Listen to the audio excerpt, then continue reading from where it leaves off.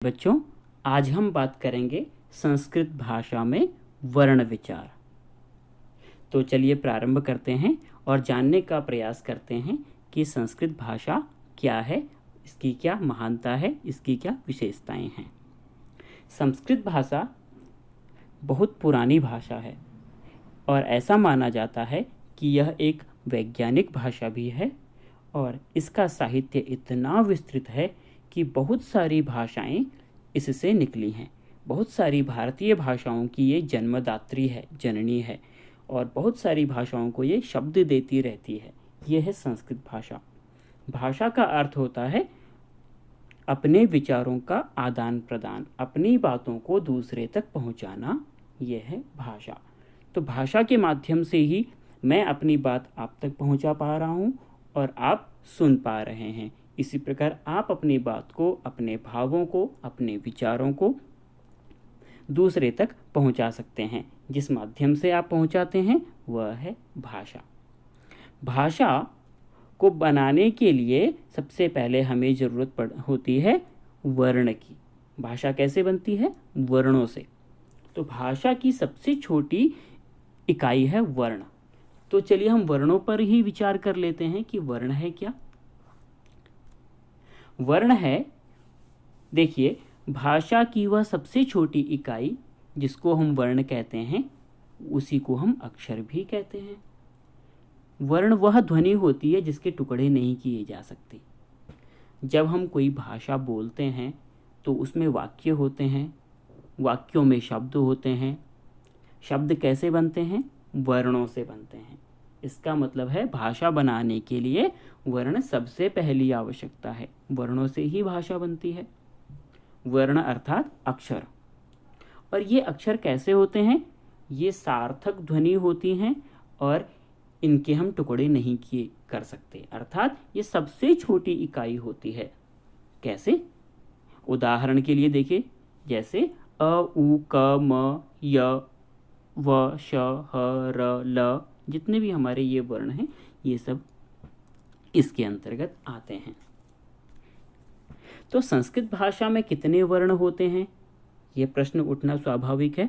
इसका उत्तर है संस्कृत भाषा में 48 वर्ण होते हैं। संस्कृत भाषा में 48 वर्णों का प्रयोग होता है और इन 48 वर्णों को 3 भागों में विभक्त किया गया है। कैसे? नंबर 1 है स्वर, नंबर 2 पर व्यंजन और नंबर 3 पर अयोगवाह। स्वर हमारे 13 होते हैं, व्यंजन 33 होते हैं और अयोगवाह 2 होते हैं। इन तीनों को मिलाकर हमारे संस्कृत भाषा के वर्ण कितने हो जाते हैं बच्चों? 48। तो देखते हैं स्वर कौन कौन से हैं, व्यंजन कौन कौन से हैं और अयोगवाह कौन कौन से हैं। इसके बारे में भी हम चर्चा करते हैं। तो सबसे पहले देखते हैं स्वर होता क्या है और कितने होते हैं।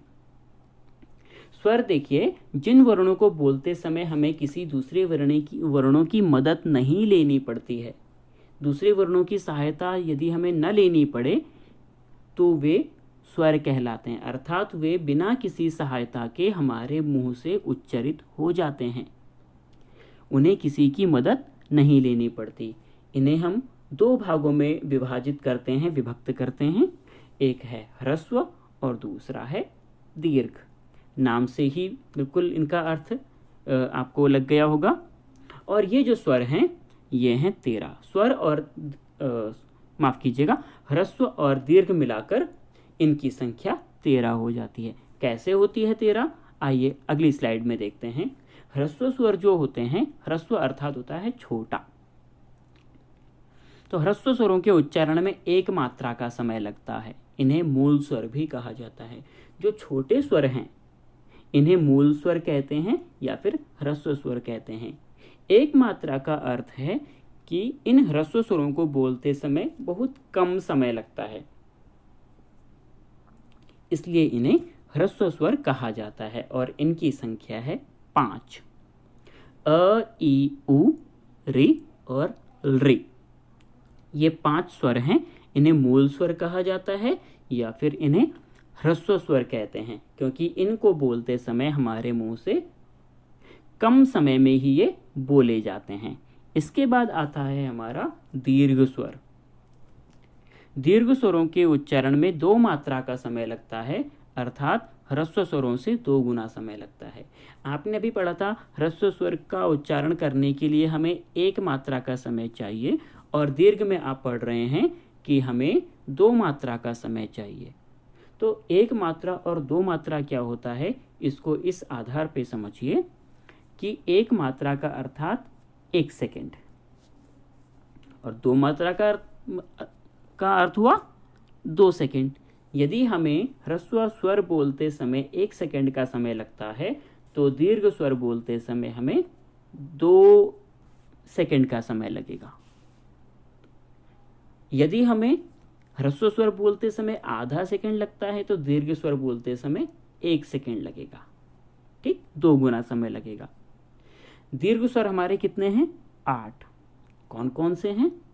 आ, ई, उ, री, ए, ऐ, ओ और औ। ये 8 हमारे दीर्घ स्वर हैं। ध्यान रखें, विशेष बात है हमारे लिए कि ह्रस्व और दीर्घ स्वरों के अलावा कुछ हमारे प्लुत स्वर भी होते हैं, जिन्हें हम कहते हैं प्लुत, जिनके उच्चारण में हमें 3 मात्रा का समय लगाना होता है। और प्लुत स्वरों को दर्शाने के लिए हमें उन स्वरों के मध्य में 3 लिखा जाता है, 3 अंक लिखा जाता है। जैसे आपने देखा होगा, जब हम ओम लिखते हैं तो कभी कभी इस प्रकार से भी लिखा होता है ओ, उसके बाद हिंदी का 3 अंक लिखा होता है, और म लिखा होता है हलंत। तो इसे कहते हैं ओम, क्योंकि इसमें 3 मात्रा का समय लगेगा, अर्थात दीर्घ से भी ज़्यादा समय लगेगा। अगर 1 सेकेंड ह्रस्व स्वर के लिए लग रहा है, तो 2 सेकेंड दीर्घ के लिए और प्लुत के लिए लगेंगे 3 सेकेंड। तो जो ओम है वो 3 सेकेंड में बोला जाना चाहिए। ओम, इस तरह से बोला जाना चाहिए। ठीक, ह्रस्व, दीर्घ और प्लुत। आपने देखा 5 आपके ह्रस्व स्वर और दीर्घ आपके हैं 8। 8 और 5 13 स्वर आपके ये हुए। अब देखते हैं वर्णों का दूसरा भाग है व्यंजन। व्यंजन क्या होते हैं? आपने देखा था स्वर में जिनका उच्चारण करने के लिए हमें दूसरे स्वरों की या दूसरे वर्णों की आवश्यकता नहीं होती है, वहाँ स्वर थे। अब जिनकी आवश्यकता होती है वो व्यंजन कहलाते हैं। जो वर्ण दूसरे वर्णों अर्थात स्वरों की सहायता के बिना उच्चरित हो ही नहीं सकते, उन्हें हम क्या कहते हैं? व्यंजन कहते हैं। जैसे क, ख, ग, ये जो व्यंजन हैं इनमें अ जुड़ा हुआ है, और अ क्या है? स्वर। तो स्वर के साथ व्यंजन है, इसलिए इनको स्वर की जरूरत होती है। स्वर की जरूरत जब इनको होगी तब ये व्यंजन कहलाएंगे, क्योंकि व्यंजन जो होते हैं बिना स्वरों के ये उच्चरित हो ही नहीं सकते।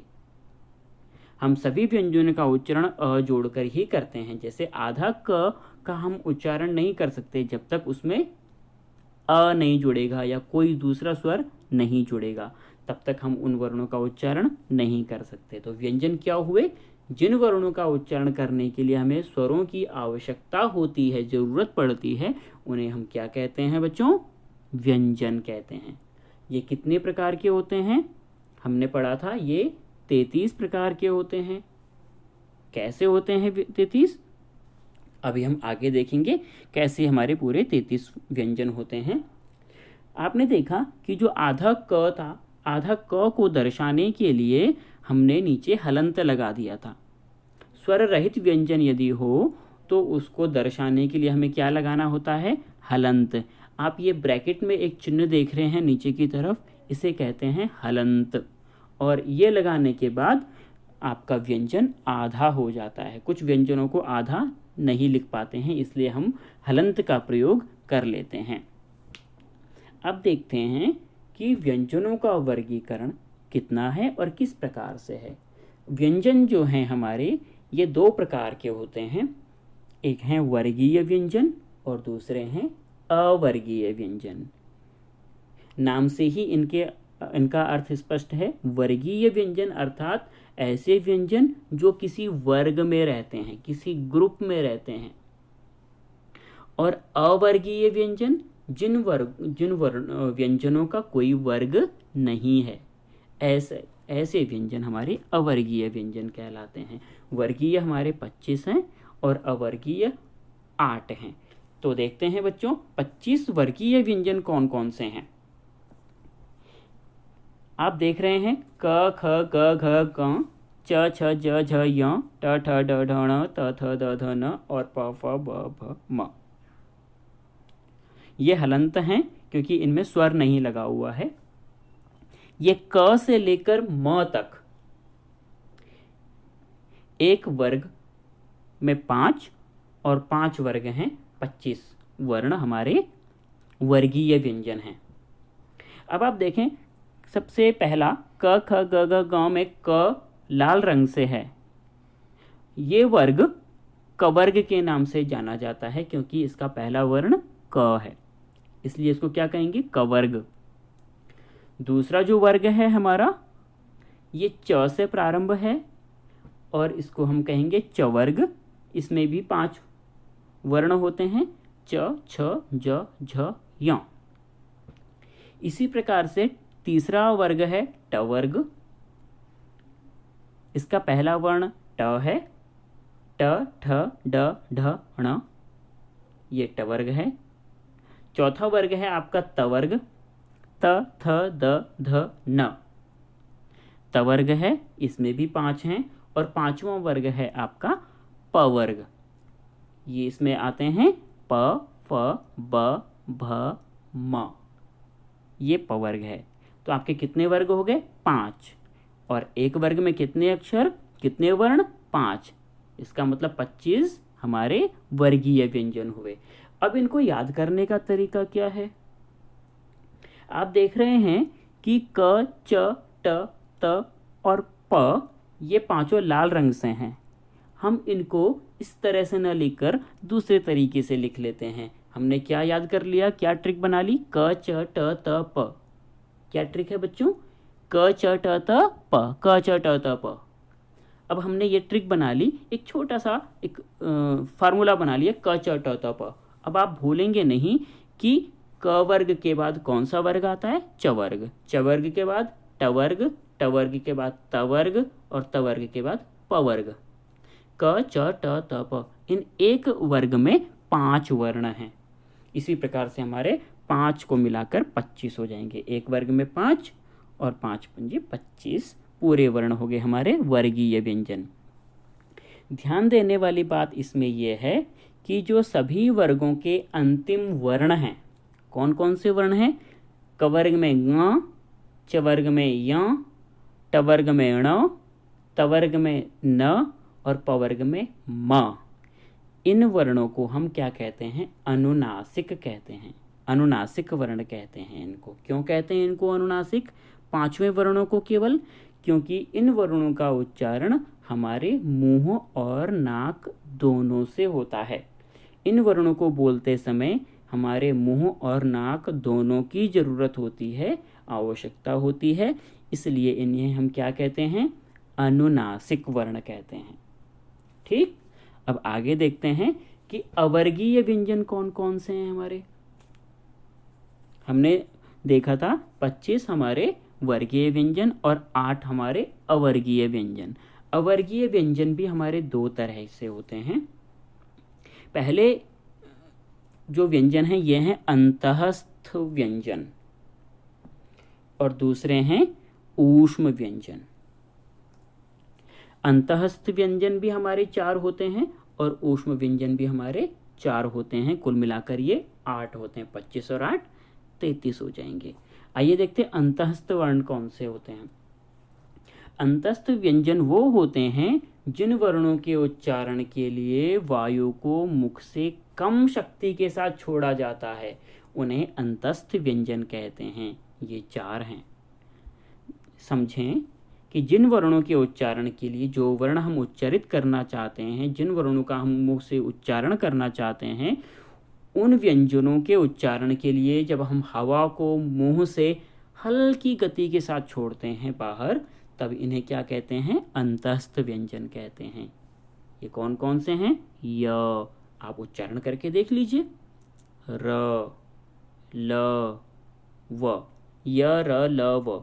ये 4 व्यंजन हमारे ऐसे हैं जिनका उच्चारण करने के लिए मुख से हवा कम शक्ति के साथ बाहर आती है, कम वेग के साथ बाहर आती है, कम ताकत लगानी पड़ती है इन वर्णों को बोलने के लिए। ये हमारे कितने हैं? 4।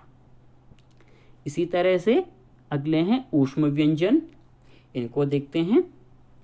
इन वर्णों के उच्चारण के लिए मुख में जीभ की सहायता से घर्षण होता है, तब ये ऊष्म व्यंजन कहलाते हैं। ऊष्म का अर्थ होता है गर्मी, ऊष्मा।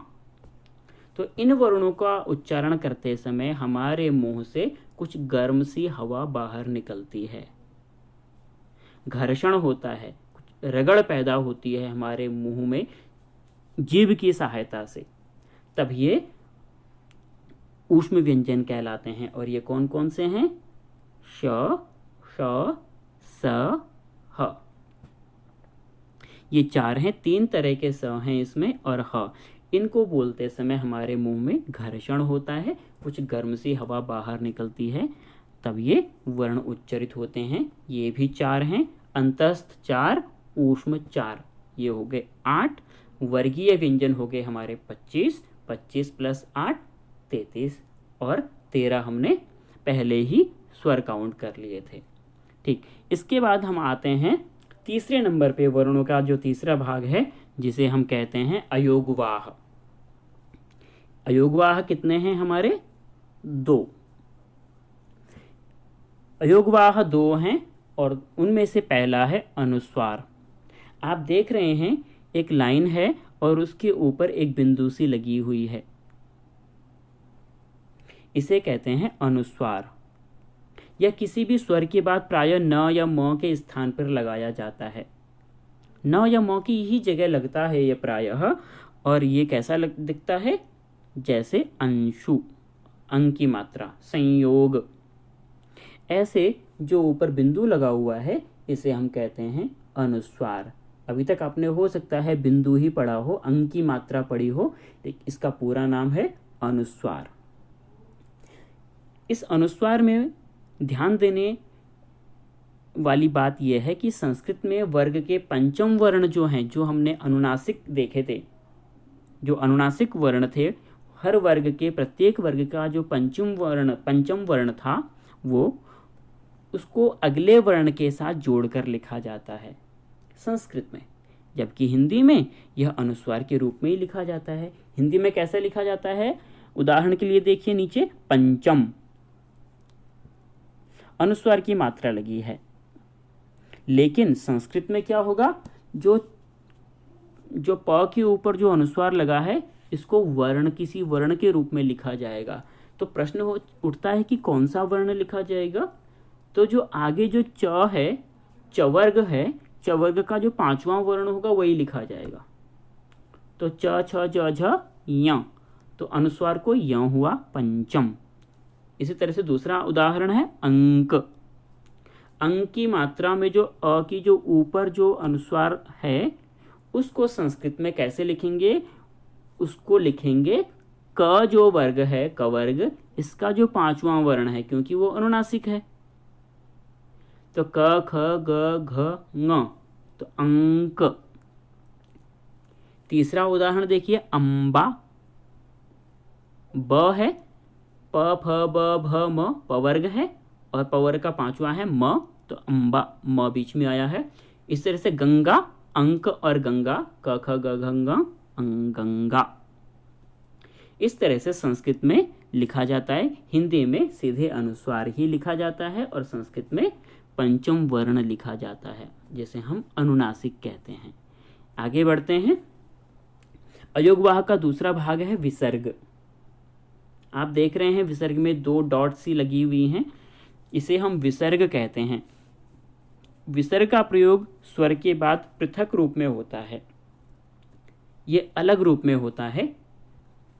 इसको बिल्कुल अलग ही लिखते हैं, जैसे प्रातः, अतः, स्वतः, वृक्षः, देवः, बालकः। जो अंग और अह जो आपने वर्णमाला में जो दो स्वर पढ़े थे उन्हीं को हम अयोगवाह कहते हैं। अयोगवाह में अंग को अनुस्वार और अह को विसर्ग कहते हैं और इन दोनों की गिनती स्वरों में होती है। आगे बढ़ते हैं। आशा करता हूं आपको समझ में आ रहा होगा। वर्ण संयोग। छात्रों, आपने पिछली कक्षा में जरूर वर्ण संयोग पढ़ा होगा। आपकी जानकारी के लिए फिर से संक्षेप रूप में बता देता हूं।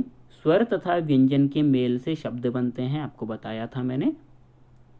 और जब कोई स्वर व्यंजन में जोड़ा जाता है तब क्या होता है, उसको हम वैसे नहीं लिखते हैं बल्कि मात्रा के रूप में लिखते हैं और इसी को हम क्या कहते हैं, वर्ण का संयोग।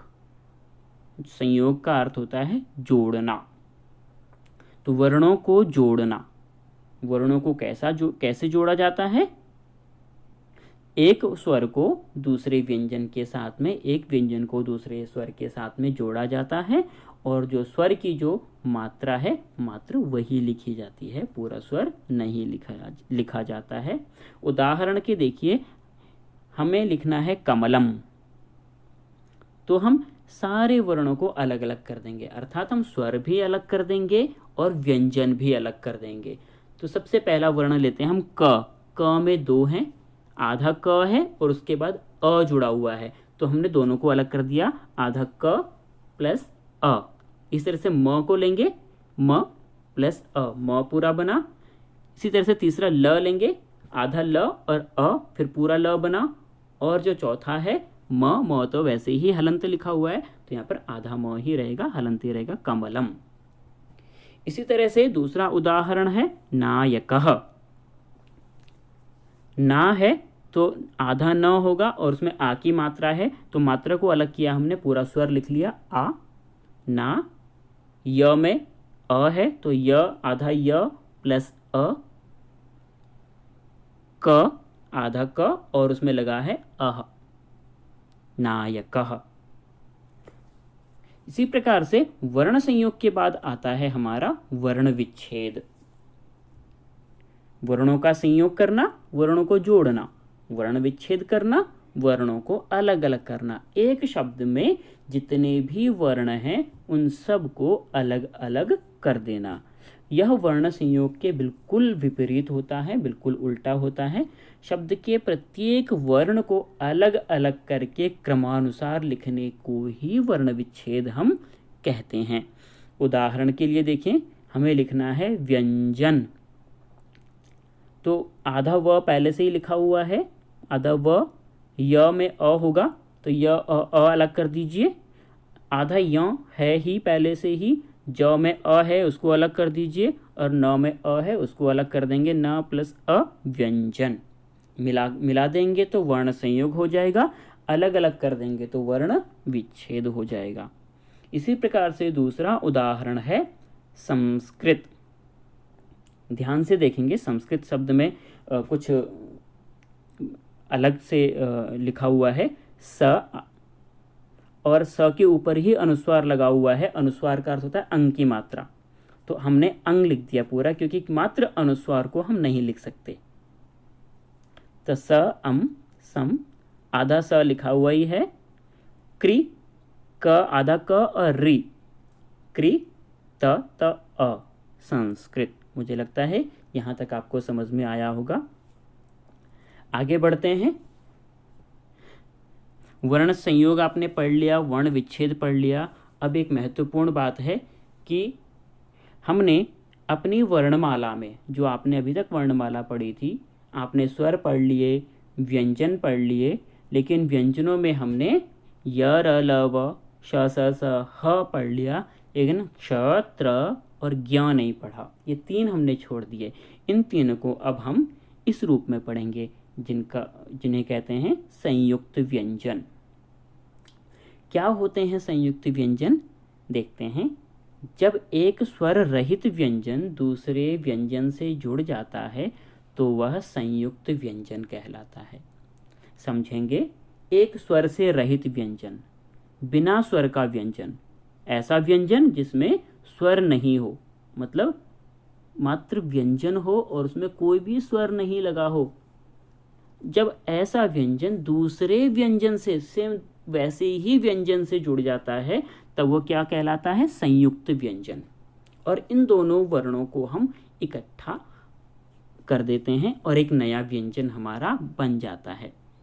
जैसे उदाहरण के लिए नंबर 1 पे देखें, आधा क और आधा श, क्ष क्ष क्ष क्ष, इस तरह की कुछ साउंड आ रही है, तो इससे बनता है क्ष क्ष, जिससे शब्द बनते हैं कक्षा, क्षमा, क्षत्रिय।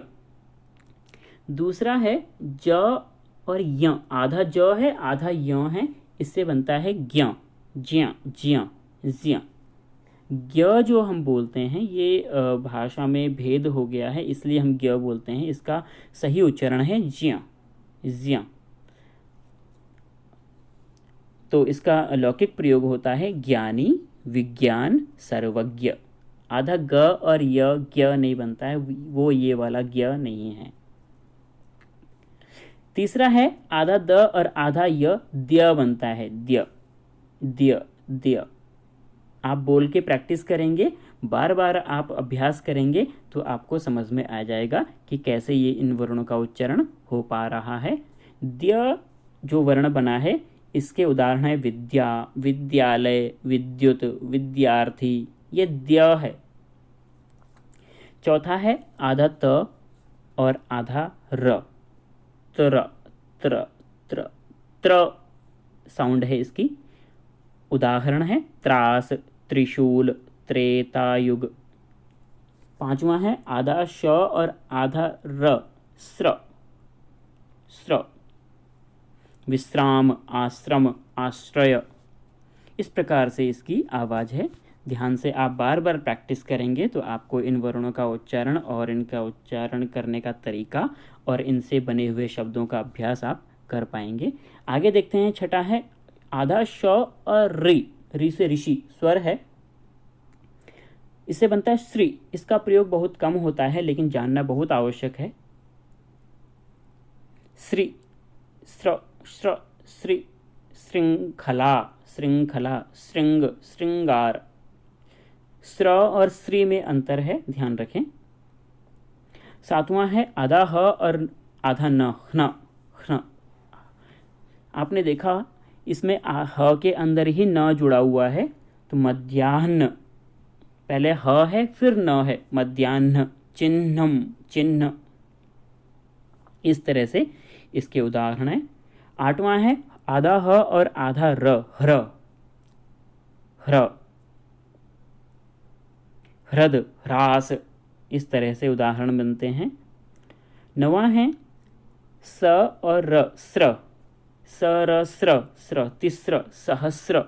इसमें स में र है, ये त्र नहीं है, आधा स और त्र नहीं है, क्योंकि त्र तो त और र मिलकर ही बनता है, ये स्र है, तिस्रः सहस्रम। और 10वां है अंतिम, आधा ट और आधा र, इसे मिलाकर, इन दोनों वर्णों को मिलाकर बनता है ट्र।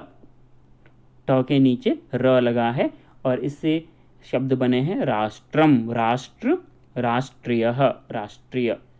ये शब्द बने हैं। आशा करता हूँ बच्चों आपको ये अभ्यास समझ में आया होगा। आप बार बार प्रैक्टिस करें, बार बार देखें, बार बार समझें। आपको ज़रूर इस वर्ण विचार के माध्यम से भाषा को समझने में बड़ी आसानी होगी। धन्यवाद।